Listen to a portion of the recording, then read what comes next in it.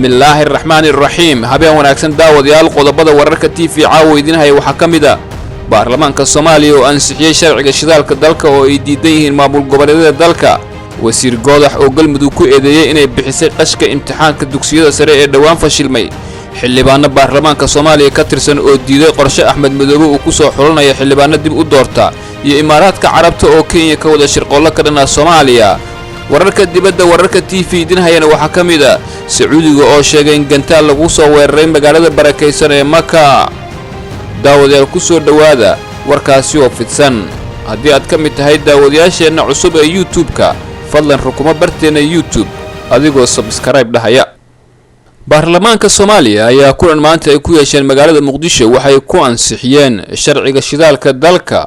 oo ay diidan yihiin madaxda maamul goboleedyada baarlamaanka Soomaaliya ayaa maanta ansixiyay sharciga shidaalka dalka oo xukuumadda Soomaaliya ay dadaal xooggan u gashay sidii loo ansixin lahaa sharcigan oo lagu ansixiyay hab gacantaag ah ayaa waxa taageeray 150 xildhibaan oo ka tirsan baarlamaanka Soomaaliya waxaana ka soo horjeestay 4 xildhibaan sharciga la ansixiyay maanta ayaa kii sanadkii 2008 ay ansixiyeen baarlamaanka ka oo wax laga bedelay dawladda Soomaaliya ayaa qorsheynaysa in bartamaha sanadkan ay bixiso shatiyada shidaal qodista dalka Soomaaliya oo shirkado caalami ah laga iibin doono ra'iisul wasaaraha Soomaaliya Xasan Cali Khayre oo xiriir hoose la shirkadaha daneeya shidaalka Soomaaliya ayaa toddobaadyadaan dadaal ugu jiray in uu cod u helo sharcigan isagoo la kulmayay xildhibaano badan oo baarlamaanka ka tirsan kuwaas oo qaarkood la siiyay lacag sharciga maanta baarlamaanku ansixiyay ayaa waxa aad uga soo horjeeda madaxda maamul goboleedyada dalka oo ku doodayay in aan laga talagelin sharcigan isla markaana uu ku gaar yahay dawladda federaalka ee Soomaaliya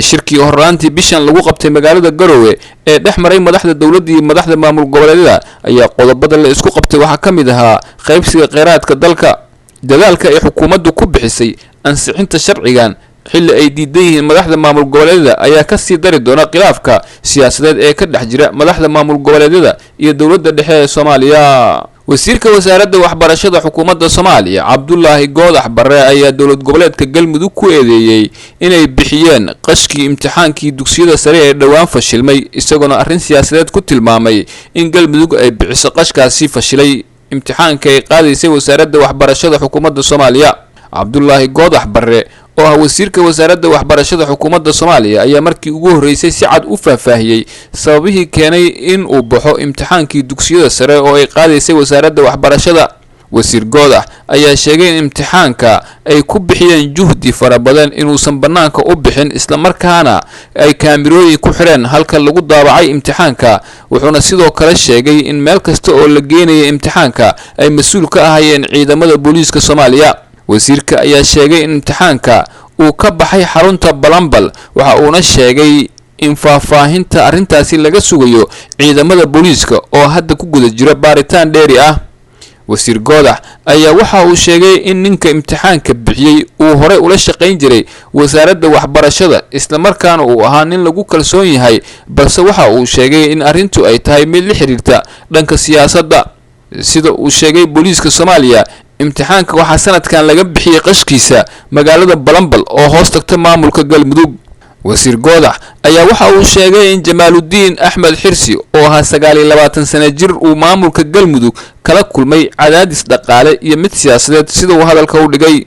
wuxuuna intaasi ku daray wasiir Goodax in wasaaraddu ay ka gudbayso colaadda siyaasadeed ee dalka ka jirta taasoo saameysay imtixaankii ay u fariisanayeen ardayda Soomaaliyeed sida uu hadalka u dhigay wasiir Goodax oo la hadlay idaacadda VOA waxaa jira khilaaf xoog leh oo u dhaxeeya maamulada Galmudug iyo dawladda dhexe waxaana khilaafku uu taagan yahay muddo fara badan iyadoo wasiir Goodax aanu si cad u shaacin siyaasadda ka dambaysa bixinta imtixaanka iyo inay xiriir la leedahay khilaafka ka dhaxeeya dawladda dhexe iyo maamulka Galmudug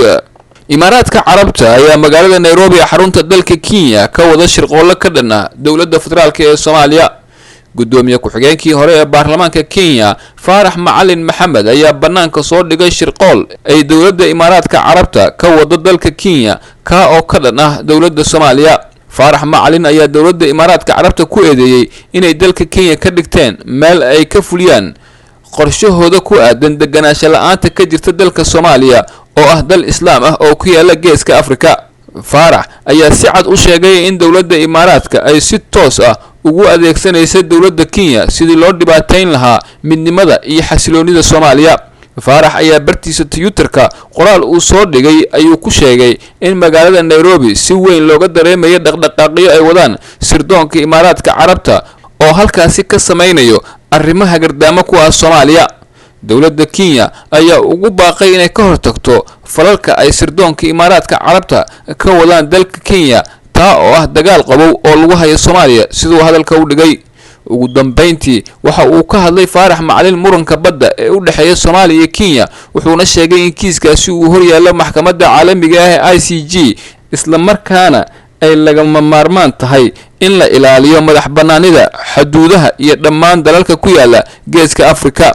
dowladda Imaaraadka Carabta ayaa dhibaato xoog leh ku haysa dalka Soomaaliya waxaana saldhigyo military ay ka sameysteen gudaha Soomaaliya sidoo kale waxa ay la wareegeen dekado aysan ogolaansho uga haysan dowladda federaalka ee Soomaaliya. xildhibaano ka tirsan baarlamaanka Soomaaliya ayaa diiday qorshe Axmed Madoobe uu ku soo xulanayo xildhibaano dib ugu doorta hogaaminta maamulka Jubbaland. qaar ka mid ah xildhibaanada baarlamaanka Soomaaliya oo ka soo jeeda deegaanada maamulka Jubbaland ayaa ka hadlay qorshe ay sheegeen in madaxweyne Axmed Madoobe uu ku damacsan yahay soo xulista xubno xildhibaano ah oo dib u doorta. xildhibaan Cabdirashiid Maxamed Xidig oo ka tirsan baarlamaanka Soomaaliya kana mid ah musharaxiinta u taagan qabashada xilka madaxweynenimo ee Jubbaland ayaa sheegay inaysan ku qanacsanayn habka la doonayo in loo soo xulo xubnaha baarlamaanka cusub ee maamulka Jubbaland.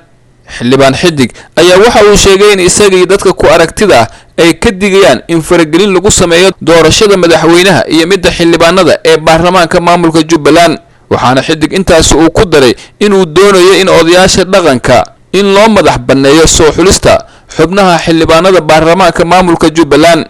xildhibaanka ayaa waxa uu tilmaamay in golaha ay ka soo horjeedaan qaabka xulista xildhibaanada ee hadda la wado taa oo ah in beer kasta ay guddiga doorashooyinka u soo gudbiyaan 3 musharax oo u tartamaya xubinta baarlamaanka si midkii ay doonaan ay ugala baxaan.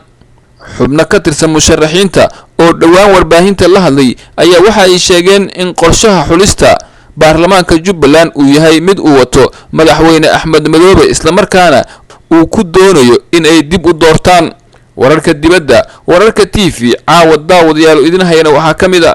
Sacuudi Carabiya ayaa sheegay in gantaal lagu soo weeraray magaalada barakeysan ee Maka. dowladda Sacuudiga ayaa sheegtay in kooxda Xuutiyiinta dalka Yemen inay gantaal ku soo tuureen magaalada barakeysan ee Maka balse dhaxda laga qabtay gantaalkaasi. telefishinka Al Arabiya ee Sacuudiga uu leeyahay oo soo xiganaya goobjoogayaal ayaa maanta sheegay in ciidamada difaaca Sacuudiga ay hawada magaalada Taif iyo Jidda ka qabteen 2 gantaal oo nooca balaastiga ah.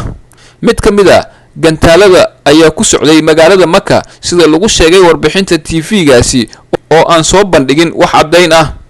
si kastaba Xuutiyiinta ayaa si kulul u beeniyay warkan isla markaana sheegay in uu yahay ololo been abuur ah oo Sacuudigu uu wato. isbahaysiga Sacuudigu uu hogaamiyo oo Imaaraadku uu ka mid yahay ayaa muddo 4 sano dalka Yemen kula dagaalamaya kooxda